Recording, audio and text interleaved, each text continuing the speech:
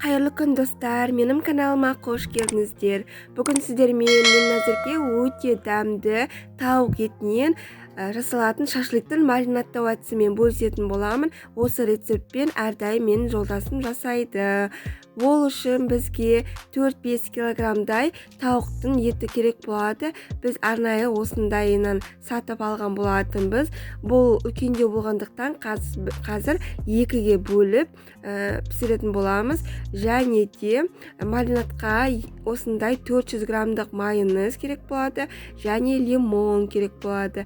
Шашлыкке арналған дәмдеуіштің 2 пакеті және чеснок. Сонымен қатар дәміне қарай тұзын, бұрышын салатын боламыз. Чесногымызды осылай күштен өткізіп, майталап өткізіп аламыз. Шашлыктерімізді осылай пышақтың көмегімен үлкендеулерін 2-ге бөліп дайындап қоямыз. Біздің шашлыктеріміз жеуге ыңғайлы болу үшін және жылдам пісу үшін осылай бөліп алған жөн. Және пиязымызды осылай бір пиязымызды уақтап турап аламыз. Енді жаңағы туралған тауық етіне чесногымызды саламыз.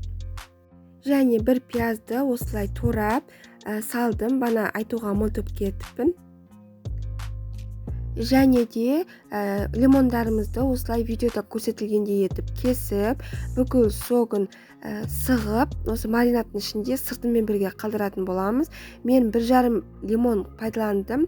Міне осылай видеода көрсетілгендей етіп жасаймыз.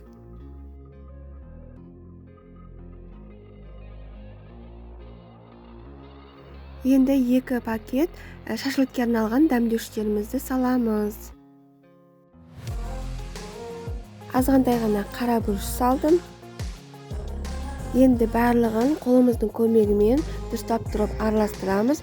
Бүкіл дәмдеуіштерінің барлығы араласып сіңуі керек біздің тауығымыздың етіне. Және де дәміне қарай тұзын салатын боламыз. Шамамен 2 ас қасықтай тұз салынды. Сіздің енді тауықтың етіңіздің мөлшеріңізге қарай өлшеп салатын боласыз. Және де майонезімізді салдым. Шамамен 200-300 граммдай майонез салынды. Бұны майонезімізді дұрыстап тұрып араластыратын боламыз. Мен қолыммен араластырып жатыр деп қатты сөкпеңіздер. Қолымды алдын ала дұрыстап тұрып жуып алған болатынмын. Перчатка кию маған ыңғайлы емес. Міне біздің маринадымыз дайын болды. Енді осының бетін жауып, кем дегенде 1-2 сағатқа қойып қоятын боламыз. Міне достар, біздер шашлыктерімізді осылай далада пісіріп алған болатынбыз. Енді пісіру менің емес, жолдасымның жұмысы. Өте дәмді, қызарып шыққан керемет шашлыктер шығады. Сіздер де осы рецептпен жасап көріңіздер.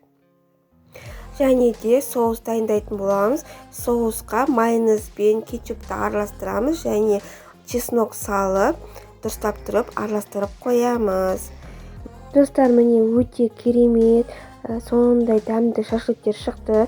Сіздер де осы рецептпен жасап көріңіздер. Өкінбейсіздер. Менің каналыма тіркеліп, лайк басып, комментарий жазуды ұмытпаңыздар. Сау болыңыздар. Астарыңыз дәмді болсын.